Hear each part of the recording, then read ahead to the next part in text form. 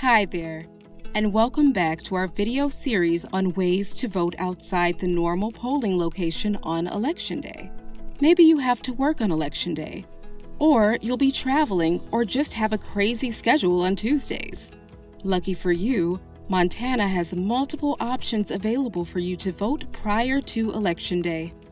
We've already discussed the steps of the absentee voting process at length in this series, but in this episode, we are going to look at a unique variation called in-person absentee voting. In-person absentee voting takes advantage of the same processes and security procedures of typical absentee voting, but simply takes place, you guessed it, in person ahead of Election Day. In order to vote in person absentee, go to your county election office, complete an absentee ballot request form, show your ID, and your county election official will give you an absentee ballot packet tailored to your precinct details.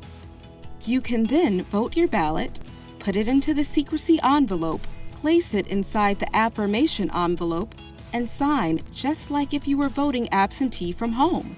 You can receive, vote, and return your ballot all in one visit. Early voting by in-person absentee is available at all county election offices once ballots are available for an election, which varies between 30 to 45 days prior to Election Day, depending on the type of election. Check with your local election office for hours. Visit votemt.gov for a list of county election offices, along with their addresses and phone numbers. So there you have it. Another way to cast your vote when you can't make it to the polls on Election Day.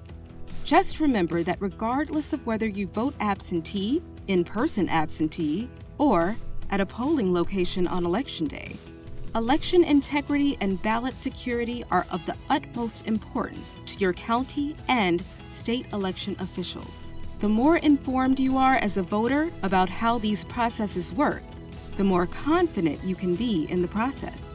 And to take you on to the next step in our voter series, I see Secretary Jacobson has returned once again. Thanks, Susie, and great job explaining absentee and in-person absentee voting. As we wrap up this series on ways to cast your ballot prior to Election Day, you must be wondering what's next. Well, since we've covered all of the early options, that must mean that we are coming up on Election Day. That, ladies and gentlemen, will be our next series, so stay tuned and we'll see you there.